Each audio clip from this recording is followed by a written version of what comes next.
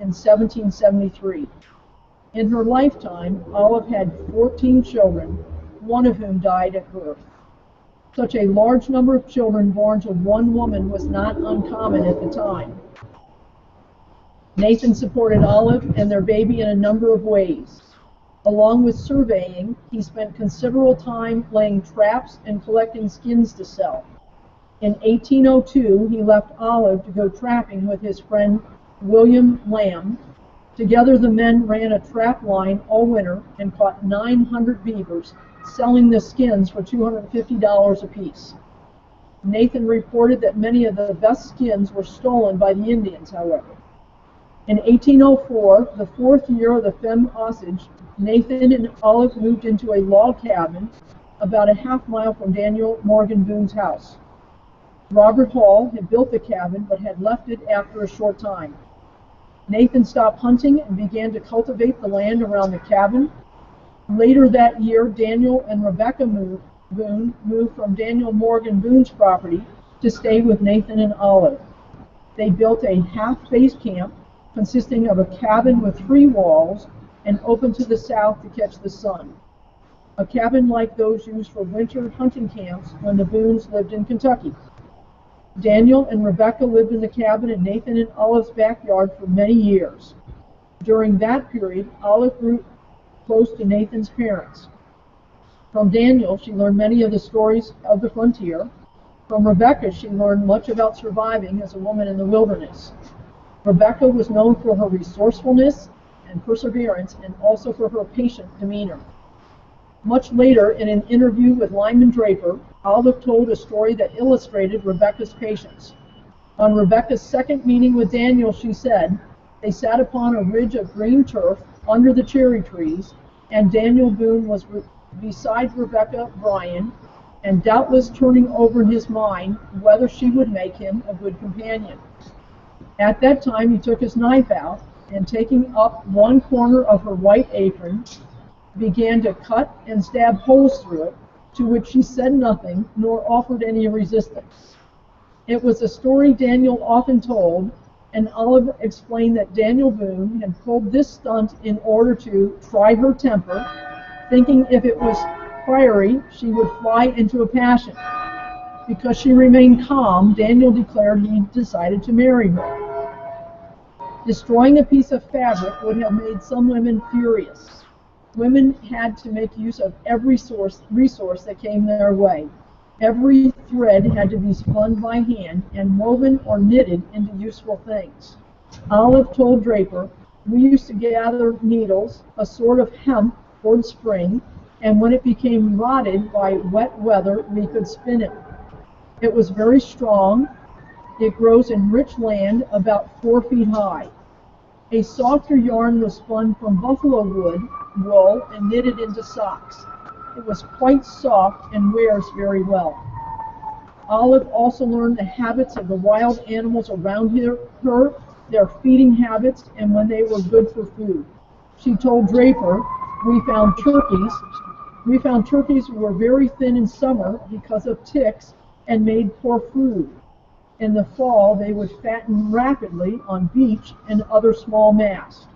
They were good eating in the fall, winter, and spring. Buffaloes are best when eaten in the fall, as they feed upon grass, buffalo clover, and pea vine, and feed upon some acorns, chestnuts, and beech nuts. The deer are also fattest in the fall. They live upon the same kind of food as buffalo, and the elk the same. About Christmas, they would begin to thin down. They became very poor in the latter part of winter and early spring, but in May began to improve. Frontier people probably found no wild bees and honey, as bees do not generally precede white settlements. There were none in the woods of Missouri until after the settlements expanded.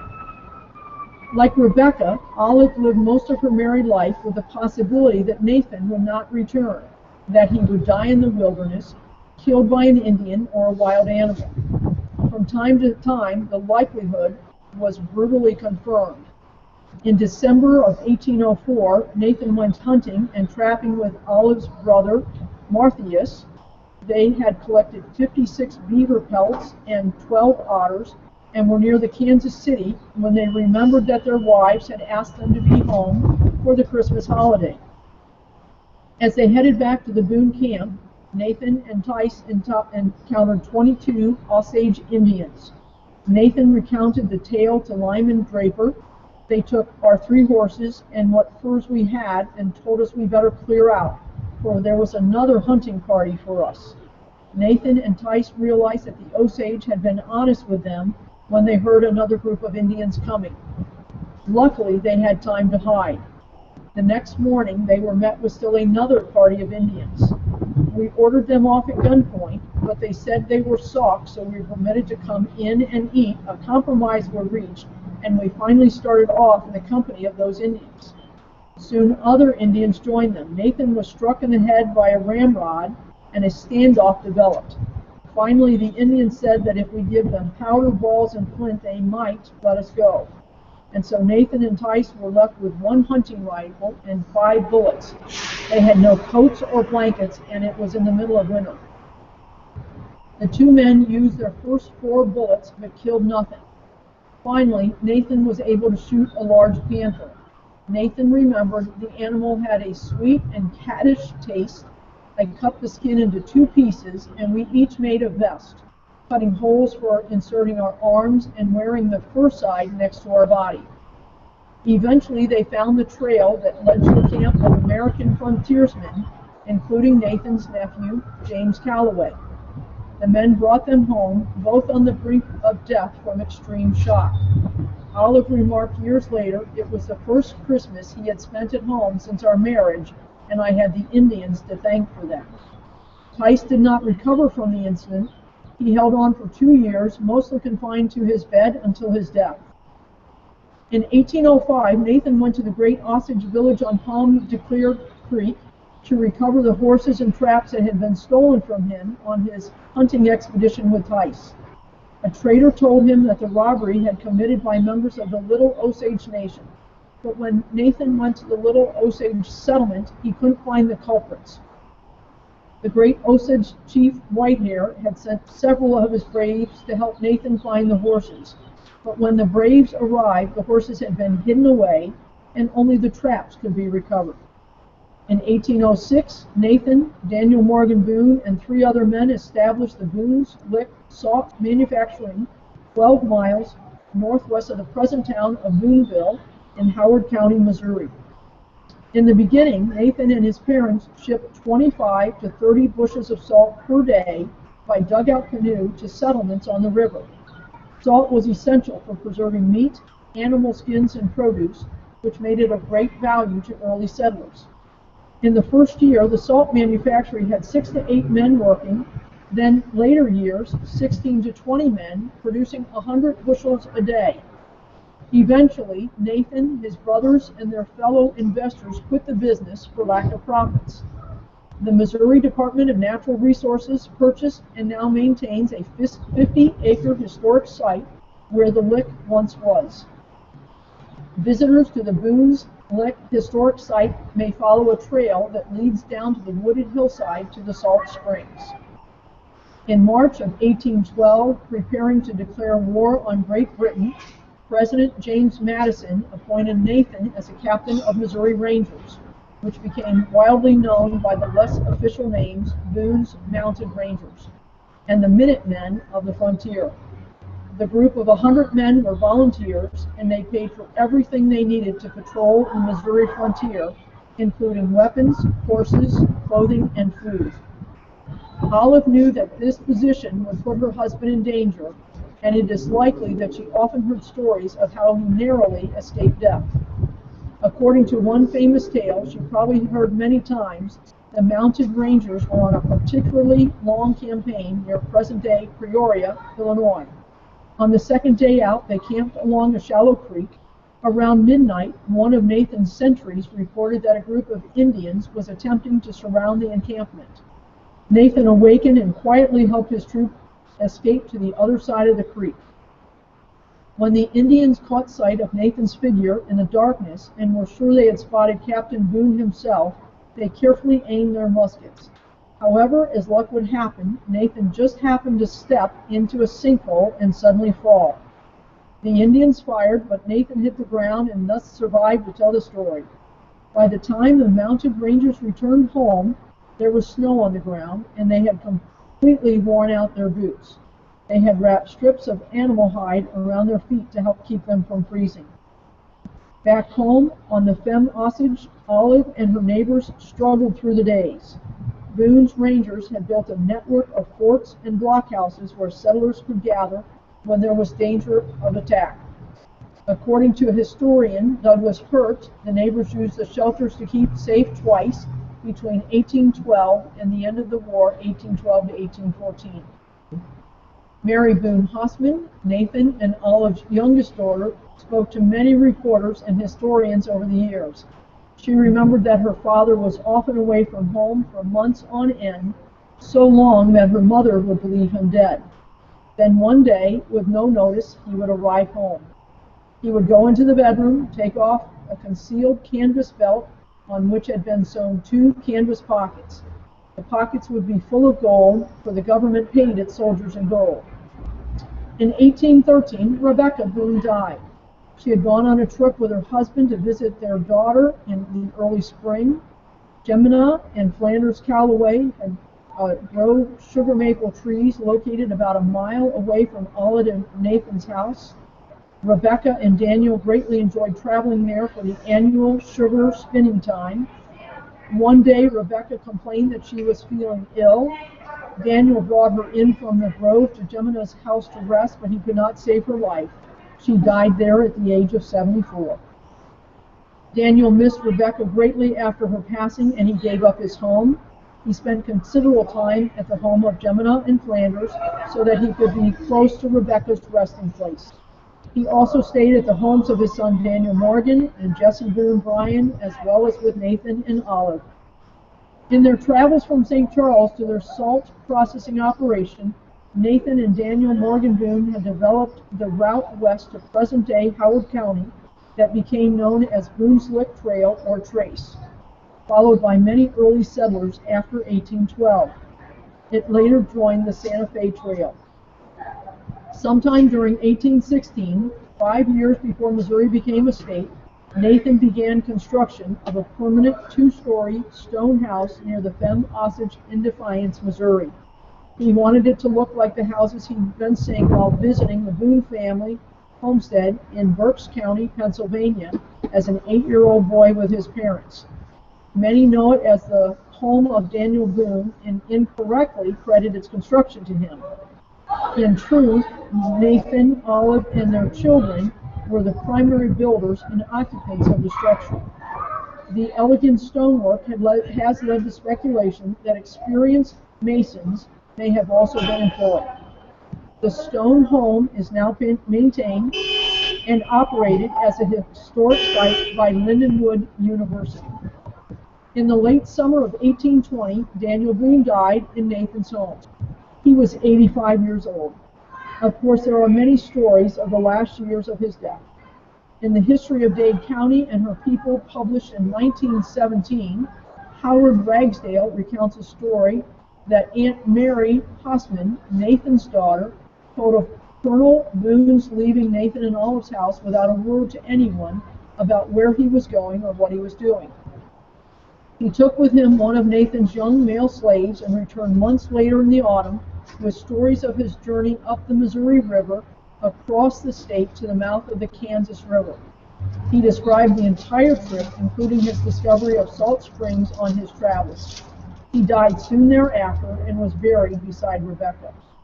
Another more reliable version of Boone's last years is from the manuscript of Lyman Draper. In this story, Daniel Boone made the trek to his daughter Jemina's home to visit Rebecca's grave and see his daughter. Nathan told Draper he had an attack of the fever, not severe, and while recovering was exceedingly anxious to be taken to my house.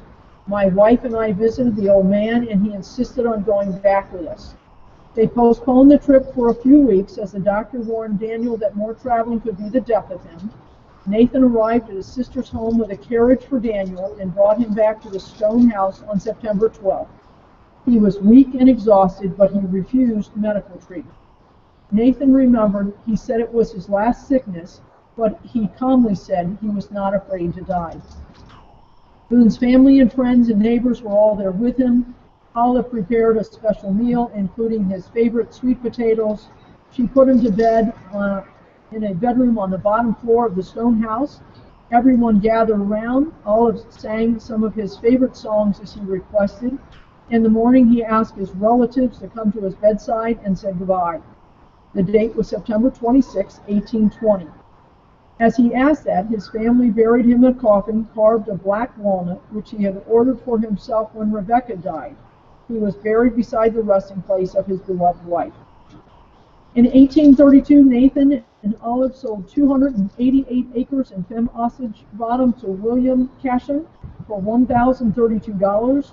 They had sacrificed most of their land, at one time around $680, in order to pay off a loan that Nathan had co-signed for a county official who had then defaulted on the loan and misappropriated public funds. By 1833, Nathan and Olive had only a few acres and the stone house to call their own. In 1833, Nathan was ordered back into military service because of growing Indian hostility and was reinstated as captain of the Missouri Mounted Rangers to fight the Black Hawk War. He became captain of the 1st Regiment of Dragons and was to serve in that capacity for 20 years. This return to the military may have gained Nathan much fame, but it took him over 100 miles from Olive. One evening in 1833, Nathan camped in the forest of Greene County. After settling in for the evening, the story goes, he took a look around and was struck by the beauty of the Ozark Hills. He was pleased that the area had apparently not been cultivated or farmed. That night, Nathan decided he was new to this place and that he would call it Ash Grove. Nathan arrived at the stone house in late July. Olive and the children, who hadn't seen him in several months, had again been worried that he was dead. Although this was a common worry for Olive, she tried hard to shield her children from the pain she experienced during her husband's long absences. Mary Hossman remembered that in those days her mother would often retire to her room early, and when she thought her children were out of earshot, cry herself to sleep. Olive agreed to move to Ash Grove. A German visitor, Heinrich von Martels, had seen her at the stone house on the Femme Osage in November 1833. Her story, recently translated from German, summarized the stories about Nathan told among the new German immigrants crowding into St. Charles and Warren counties in the 1830s, and given a rare account of a meeting with Olive. A German told me that Major Boone had offered him his property at Femme Osage for $4,000. We went there, but unfortunately the Major, who commanded the volunteers, the Rangers, on the last war against the Indians, had gone to Arkansas and would not be back until next summer. We offered Mrs. Boone $3,800 and a significant amount of corn, animals, and furniture, but she was not able to conclude the sale in the absence of her husband, although she wished to very much. The story of the experience of this lady touched me deeply. 30 years ago, at age 16, with her husband, she left Kentucky. They owned nothing but the horses they rode, a rifle, an axe, and a few blankets. So they came up the Mississippi and the Missouri to the beautiful valley of Femme Osage. They both liked the place where the house now stands, where 5 strong springs flow from the ground. Both immediately shouted, "Here we want to build a cabin." Quickly they built a cabin from logs and the bark of cottonwood trees, and the young couple lived from the spoils of the hunt, on which she always accompanied her husband. It was an easy thing for them to kill 6 to 7 deer, a few bears daily. Boone understood the art of surveying, and through it and with the spoils of the hunt increased his fortune, and he was in a position to clear a sizable field and have a house built which cost $4,000. A flourishing family of 10 children surrounded them, and his father, old Colonel Boone, lived with him the last days of his noteworthy life. But unfortunately, this good fortune did not remain. Troubles developed when Boone signed a security for someone he thought to be his friend. but the latter secretly sold his possessions and fled. Boone now had to take over the debt of $5,000, although his creditors offered him very favorable terms. He does not want to accept them, but wants to pay everything, and to accomplish this, sell his estate and move to Arkansas. A great number of friends will follow Major Boone when he moves next year, and this will give Germans an opportunity to buy beautiful farms at good prices. In 1837, the Boones sold their property on the Femme Osage for $6,120. With their sons, James, Benjamin, John Coburns, they arrived at Ash Grove during the spring of 1837. Nathan Boone is generally credited with building the cabin in Ash Grove. However, archaeological and historical investigations conducted by Southwest Missouri State University for the Missouri Department of Natural Resources uncovered evidence to the contrary. According to that research, Olive and her sons were the primary planners of the home. The Boone slaves, the family collectively possessed at least 12, provided most of the actual labor for the house construction. Archaeological investigation also uncovered other structures that the Boones used, including a stone-like storage cellar, smokehouses, summer kitchen, and a front walkway.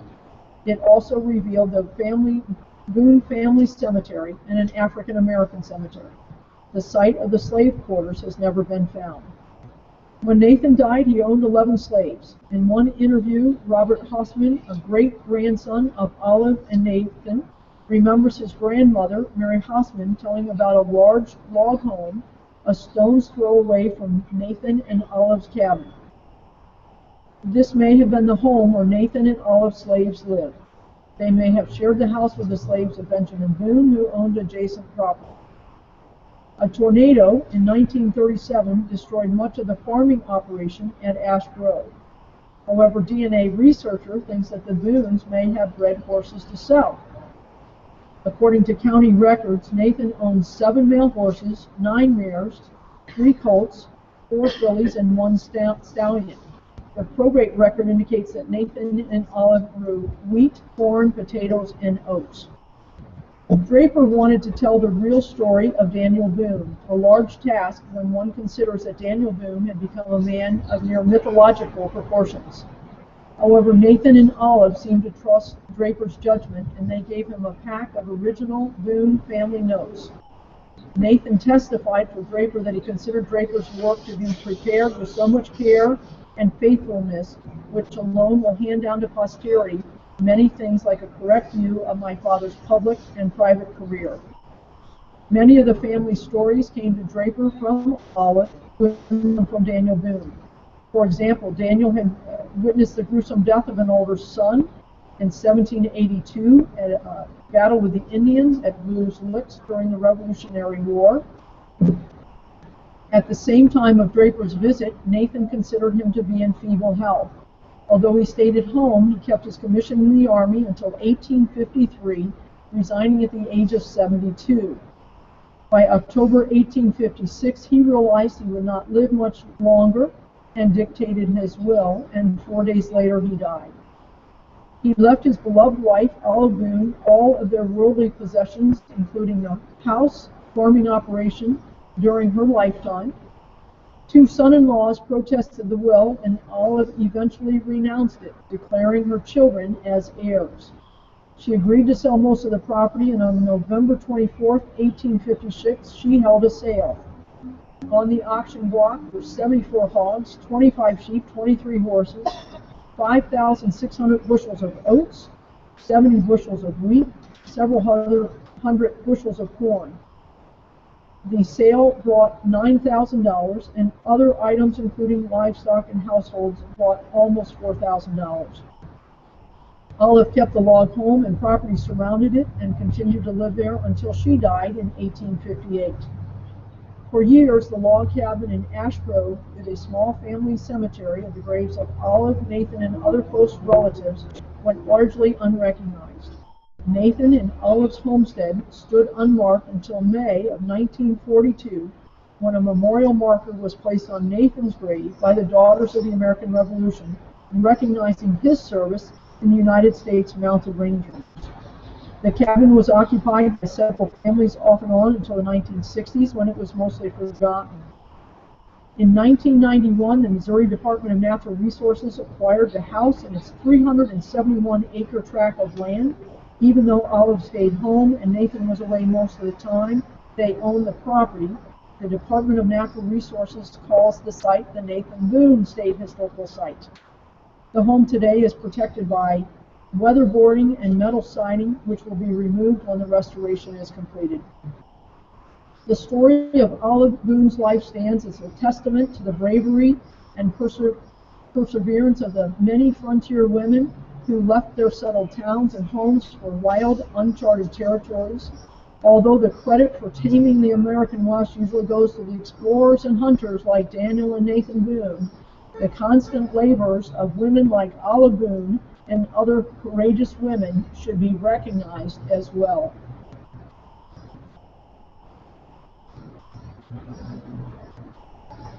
Our next chapter is on Nell Donnelly Reed.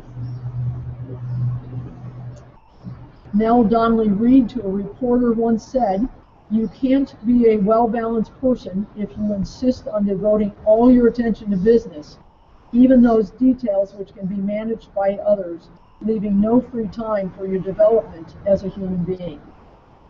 Nell Donnelly Reed gained national recognition by boldly rejecting the boring, unflattering house dresses worn by most women of her time and turning an eye for fashion into a multi-million-dollar business. She was respected as a successful businesswoman, humanitarian, loving mother of an adopted son, and avid outdoorswoman. She became widely known for her generosity and good business practices. She was one of the first employees in the United States to offer improved working conditions, medical services, and ground hospitalization benefits for her employees.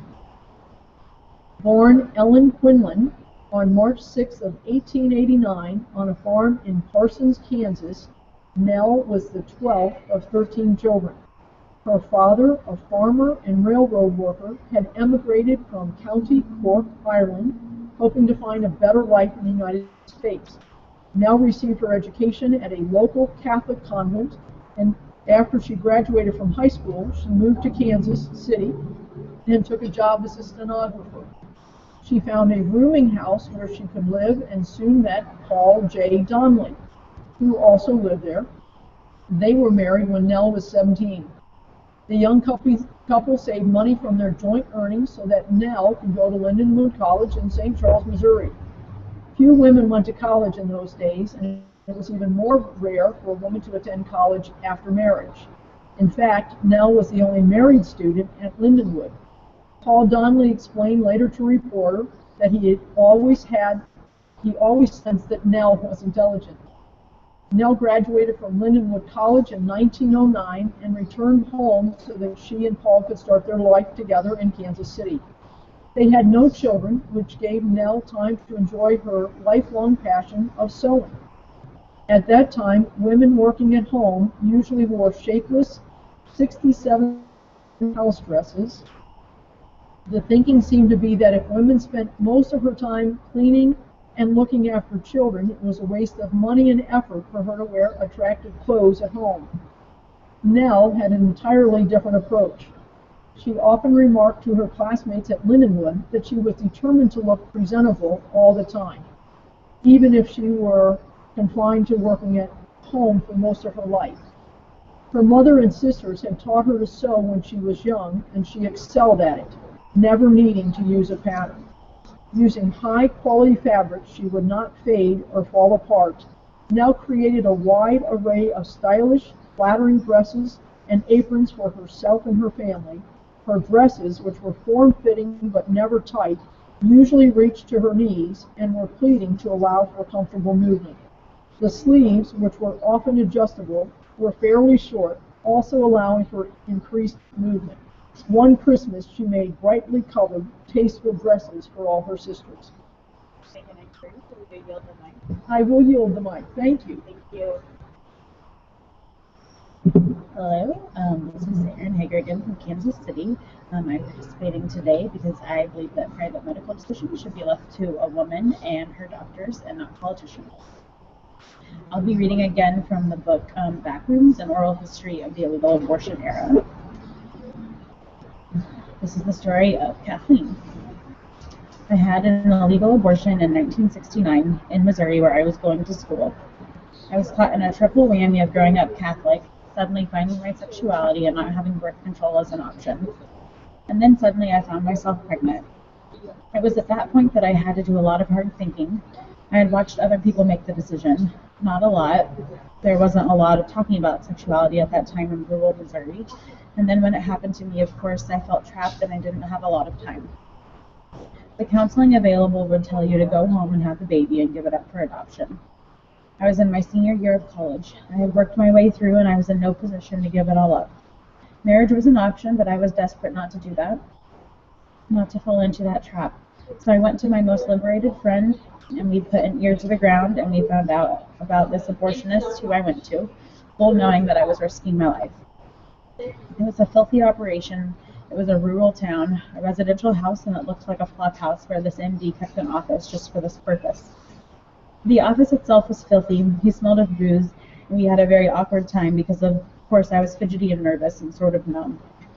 When it was over, he tried to kiss me, which didn't seem so untoward. I mean, the whole thing was so tacky and tawdry and filthy that it didn't seem to me all that unusual that a person of this caliber would also try to do that. It cost, I think, $300, which was a lot of money for me at that time, and it didn't end there. That weekend, I was to stay at the house of an acquaintance that we had found whose girlfriend was also having an abortion. So the two of us, it turned out to be three of us, who had all used the same person, stayed in an apartment. Of course, not knowing what was going to happen to us. We were there for probably 2 days. One of the women, a very young girl of about 16 or 17, became very ill and eventually had to be taken to a hospital. All we knew at that moment was that she was being hauled off to some uncertain fate, but later we found out she developed all kinds of infections and complications. The other woman was experiencing some difficulty, but not too much. Fear was probably the hardest part. I was having no physical problems. At first I thought I had just been lucky, but it turned out several weeks later that I was still pregnant. My boyfriend of 4 years was living in St. Louis, which was the nearest major city, and he began to ply the uncertain network of illegal doings in St. Louis, where you could have it done for $1,000. He, like myself, had been brought up a Catholic, and his idea was, well, you get married and you have the child, and you go on living and you make the best of it. I have to give him credit. He backed up my decision, found this option, and we borrowed the money. This other operation was a little more professional. It's hard to think of it in terms of today, but it was a walk-up apartment that looked like it had formerly been a beauty parlor. Little gilt chairs and mirrors and an old woman who took care of the women.